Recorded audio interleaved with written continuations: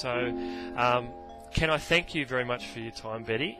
We really do appreciate it, and we've had in class we've had a look at the website Windsong Chimes, and we've learned a bit about the business, and we found out that it's in its 26th year this year. I'd say so. Yes. Yeah. Yes.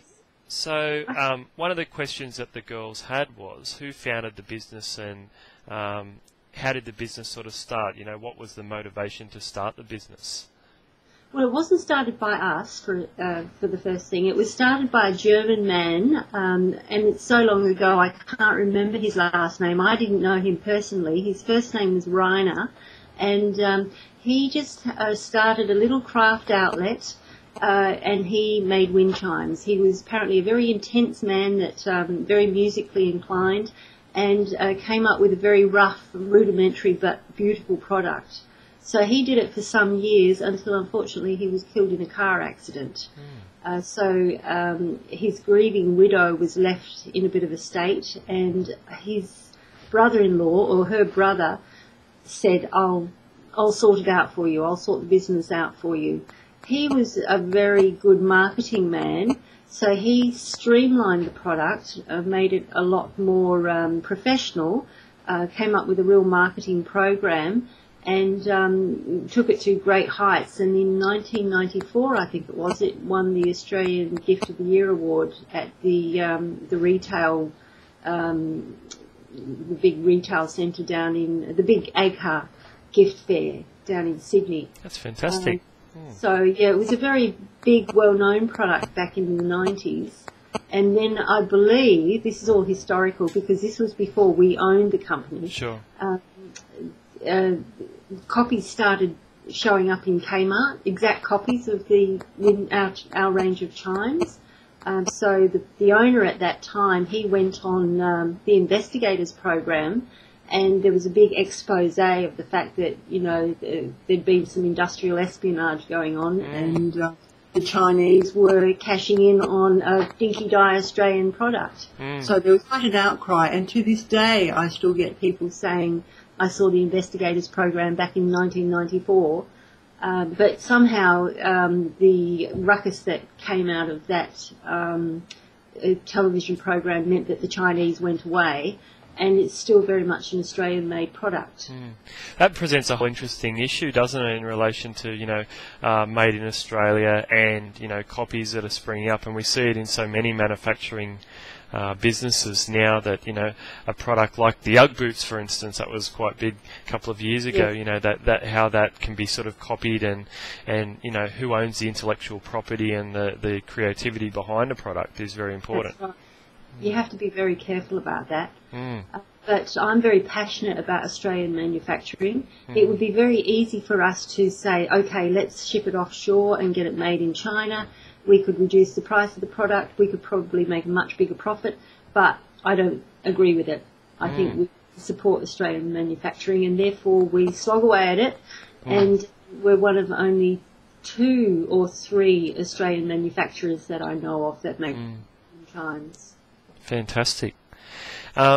I suppose what, given the information that you've just passed on, what motivated you to sort of buy the business, and what sparked the interest in designing and creating and producing the wind chimes? Well, I'll try and keep the story brief, but my husband and I lived in England for many years, and we came back to Australia in 95. We arrived in a little town called Bellingen in the mid-north coast, New South Wales, and needed an income. So we looked around the town and we spotted this lovely little woodcraft gallery that we really liked that was for sale. So we bought it, and that actually was the retail arm of Windsong Chimes back then. In the back rooms they used to do the manufacturing and wholesale, and so they sold the retail arm to us, and then they went off and did the manufacturing and wholesale in an industrial estate. So we started selling their product back in 1995, and did so probably for the next 8 or 9 years until suddenly the company closed down. And it was a bit of a strange closure. I think there was a lot of politics involved, but basically a product that was always quite a percentage of our turnover was no longer available. And because we had always been the main retail outlet for Windsong Chimes, people kept coming in wanting to buy them, and we just couldn't provide them anymore. So we kept calling the manufacturers saying, what's happening, what's happening, what's happening? And in the end, they just confirmed that it wasn't going to be produced any longer. And I said, well, send the paperwork up. I'll have a look at it. Maybe we can find someone that's interested in buying this product because it's very close to my heart and to Bellingen, and we also lost a big chunk of our turnover. And so once we had a look at the profit and loss and all the figures, we decided to take it on 7 years ago. Right. We've been manufacturing them for 7 years now. Okay. So The girls were... Sorry? It had actually died as a product. We had to then hit the ground running and learn how to make them from scratch, really. It's a fantastic, like I've done a bit of business studies teaching as well. It's a fantastic sort of exploration into that side of things as well. But we'll try and stick to the tech.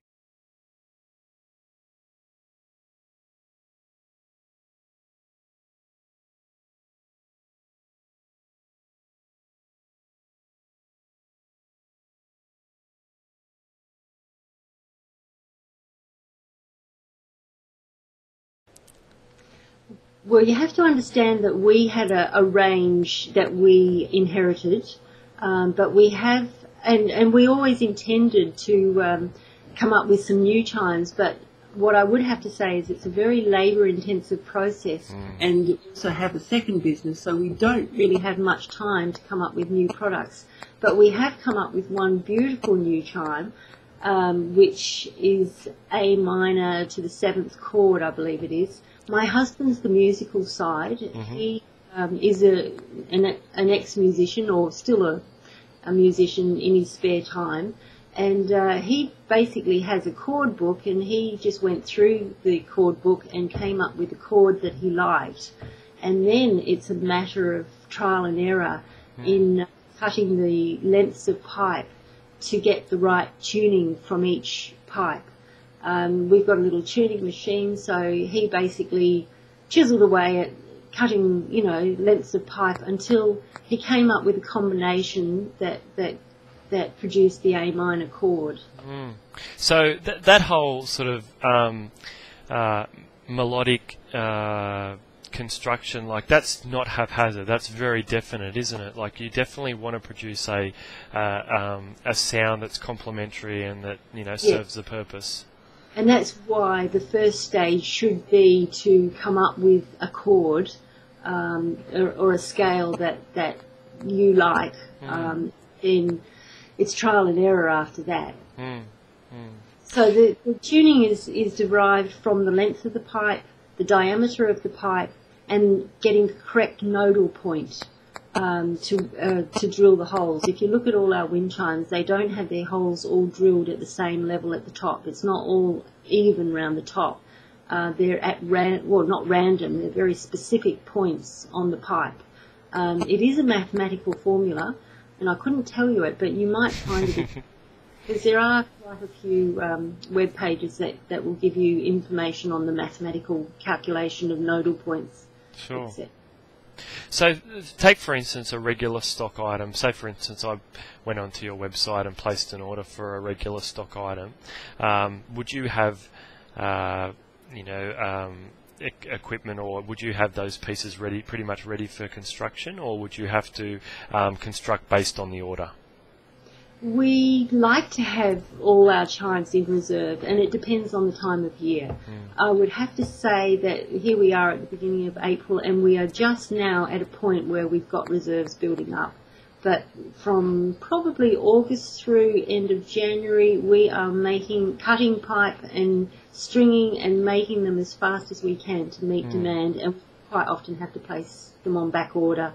Sure. But people seem happy to wait. Yeah. So can you give me a rough estimation as to, for one particular chime to be, cut, assembled, strung up, and ready to be shipped? What sort of time frame are we looking?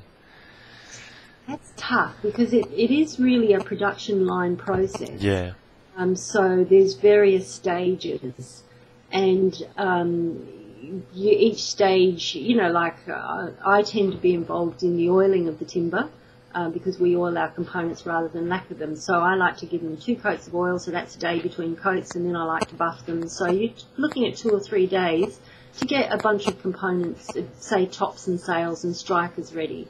And then we have a subcontractor who helps us make the timber components, so he might take a day to produce about 50 tops. Right. And another day to produce 50 sails. Then my husband and he spend a day a week cutting pipe, and then we spend a day stringing. We try and make about 30 to 40 a week. Right. But it's all in stages, and yes. There's 4 of us, and we're all doing different aspects of those stages. Okay. So, yes, I couldn't say it takes a week. No. It's an assembly process. Yeah, and I suppose you've got it down to a fine art in relation to what stage needs to happen when, and looking at things like having jigs for cutting and all that sort of stuff obviously speeds things up.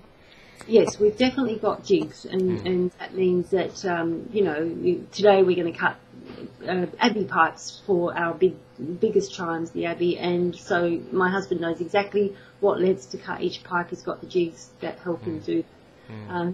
Or the pipe is held down by clamps, and so that there's no accidents when he's cutting; they don't fly out or whatever. I'm so happy you mentioned that, because we actually did our videos today, and one of the most important things was for the girls safety in the workshop, and we looked at G clamps and how to fix pipe in when we're cutting it in a miter box, for instance, to fix it to the desk. So I'm glad you mentioned that. Yes, no, it's very important. The pipe needs to be clamped. Fantastic. So with the new design that you said you come up with, like, was there sort of much planning that went about that, like colours, shapes, and as you say, the tone that was chosen? It was from necessity, really. We tend to end up with a lot of excess pipe. You cut. You might need 2 lengths. I have to explain that when we get our pipe, it's in either 3.2 metre lengths or 4.3 metre lengths. So one of our big chimes might take 1 pipe. The biggest one takes 2 pipes. So, we're cutting sort of 5 to 6 lengths out of each pipe. So we do end up with offcuts. And so it was trying to come up with a way of using some of those offcuts, because the aluminium is expensive. The coating processing is much more expensive than even the cost of the aluminium. So it breaks our heart to throw away offcuts. So that was our first priority, to come up with a chime that would use the offcuts from some of the biggest pipe. So we developed one that is a combination of a 40 mil and a 32 mil pipe. And it was a bit of a sentimental thing too. We just lost our old dog of 13 years, called, and so we made the Bow Bells wind chime in memory of him. Okay. What we've chosen to do is, because of the anodizing and the powder coat cost of that aluminium, we've chosen to just stick with the chrome colour. But we're hoping that it fulfills that same purpose and gives us the same sort of result. It will. The coating is purely for visual. Cosmetic reasons, yeah. Could you maybe talk a bit about some of the limitations you face, like when we were doing our portfolio and preparing for the design and creation process? We sort of identified, time as a limitation and the cost of materials. Like, what would you say would be some of your limitations in relation to producing the wind chimes? I think the coating process is the bit that we find a bit of a stumbling block. Every time we go back to get some raw pipe coated, the cost has gone up. We can't keep putting the cost of the chimes up, and so that is starting to become a bit of a headache. Time is a factor, but that's just a personal thing, because we have 2 businesses and one of them's 7 days a week, and so we're trying to juggle a lot in a short space of time, basically. Is that done locally, the powder coating and the anodizing? No, it's done down in Sydney. Right. So the pipe actually comes from New Zealand. We tried various mills over the years, but we found that the 1.2 millimetre extruded pipe from a company in aluminium was the best quality, and the quality of the aluminium is very important to get the right resonance. And then we get it shipped direct from New Zealand to a company in Gosford, where there's very few places that do powder coating and anodizing in the same premises. So this is one, and they do it for us. And then my husband drives down with a big trailer and puts it on the back and brings it up. We don't just it to be shipped. We have had learnt the hard way that you get lots of damage if you let someone else pick it up for you. Handle it, yeah. So that reliance on sort of other businesses can be a bit of an issue. Yeah. Okay. Fantastic. So the girls were when they're producing their wind chimes have a list of criteria, so that they can look at the end of their work and sort of judge whether they've been successful or not. I suppose you would probably call it quality control. So do you have anything that you'd like to say about that? Well, I think quality control is really important, and the system we have in place is basically, we are a small family business, and there's myself and my husband and two others that work with us. And at every stage, and we're all perfectionists. My husband and I are both Virgos, so that tends to have a big. As am I. A lot of Virgos around. Yeah. And our timberman is an absolute perfectionist troll, I suppose. And what I'm looking for is any defects in the timber and with the product, I guess. Some advice for beginning wind chime creators. So if you had some, they'd be interested to know. Ooh, that's tough.